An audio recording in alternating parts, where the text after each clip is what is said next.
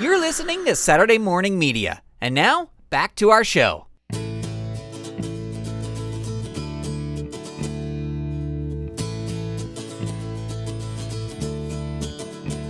Here we go. Welcome to the GrantCast. My name is Grant, and it is great to have you here for episode number 207. I believe that's what this is. There was a bit of a numbering issue with the last episode, but I'm pretty sure this is episode 207. It is great to have you here, ladies and gentlemen.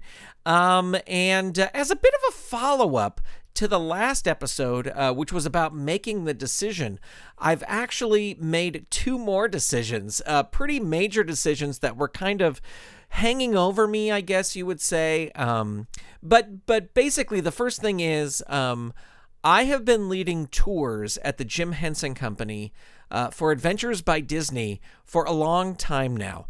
And this whole past year, I was kind of like, I like doing these tours. I love the people that I'm meeting, but I was just kind of having this feeling of, I got to go do one of these tours. That was kind of the feeling that I was getting. And as I said, great time being on these tours, great time leading the tours. It's always a lot of fun.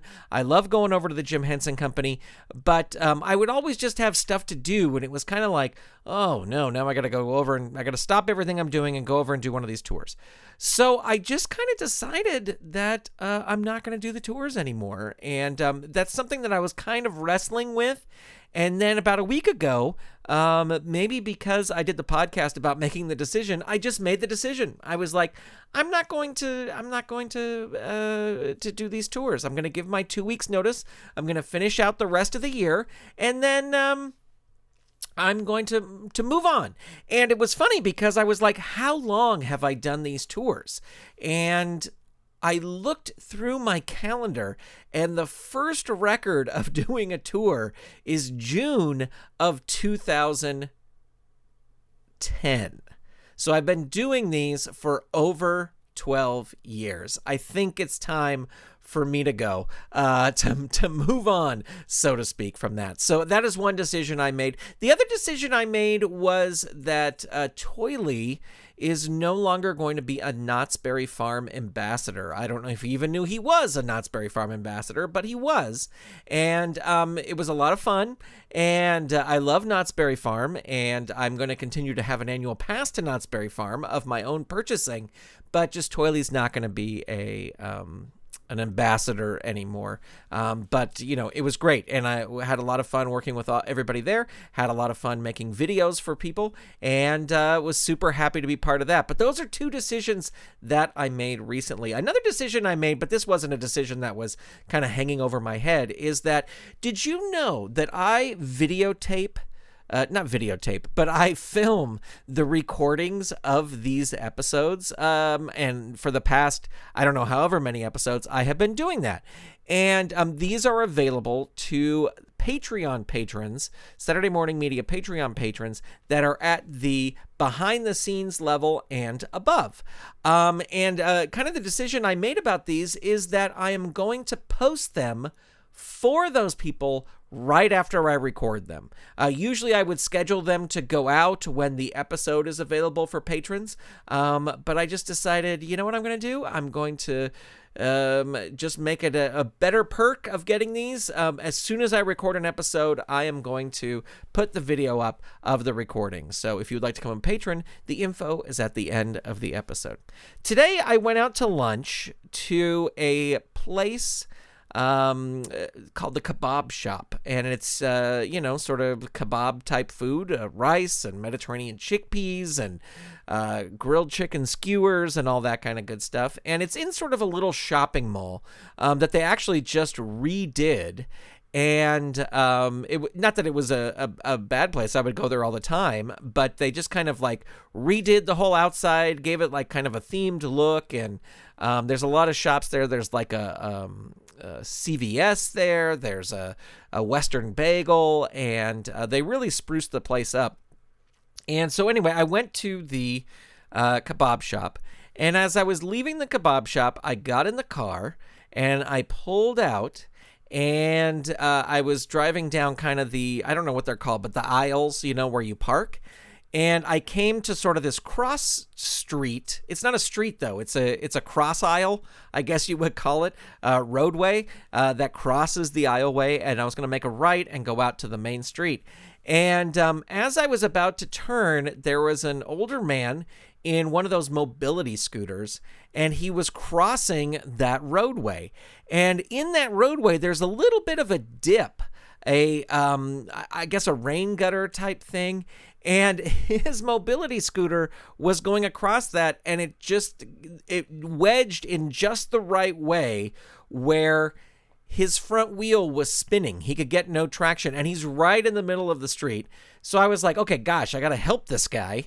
But my car, like, I'm already pulled out of a parking place. There's no empty parking places right there.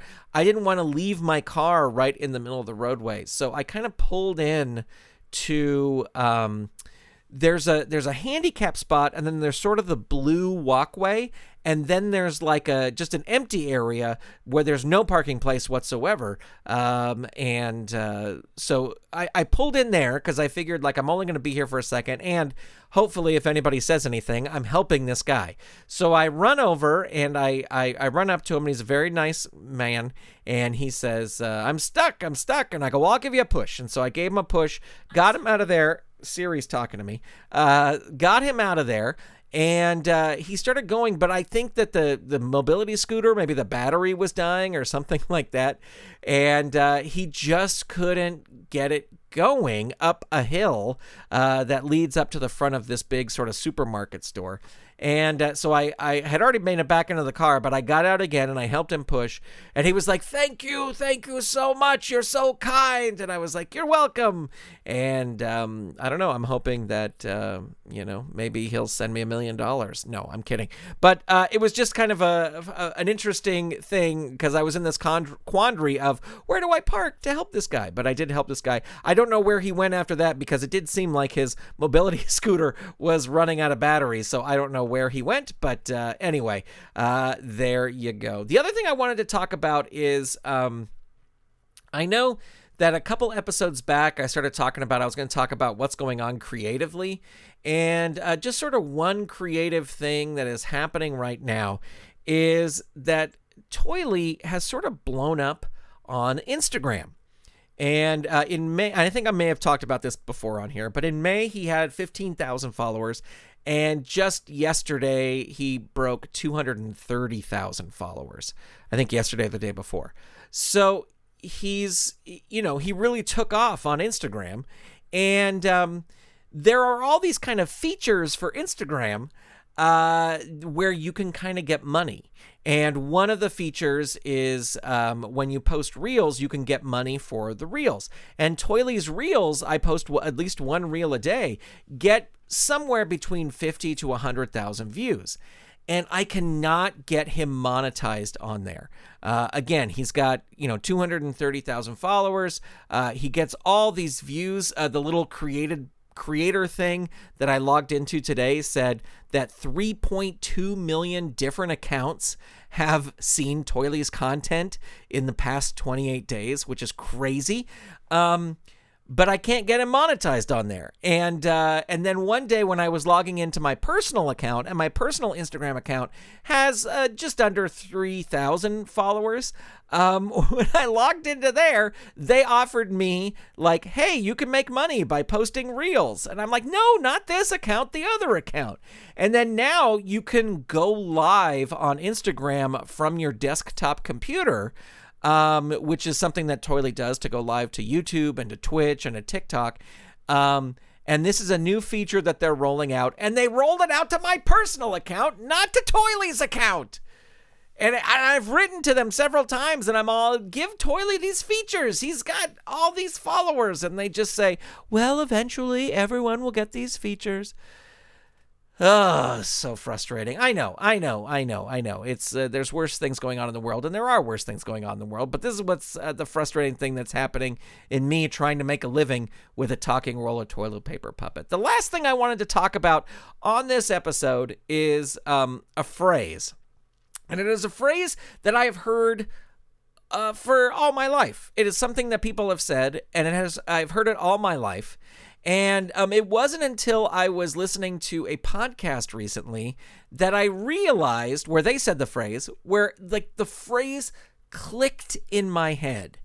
And I was like, oh, I am 48 years old and I finally know what this means. And the phrase is, if you're looking for something, it's always in the last place you look. And when I was a kid, up until a week or so ago, I took that to mean look in places you wouldn't normally look, right? Look, if you're looking for something, look in places you wouldn't normally look. You're looking for your wallet. Look under the couch cushions. Look in places that you wouldn't normally look while you're retracing your steps, because maybe it fell or go in there.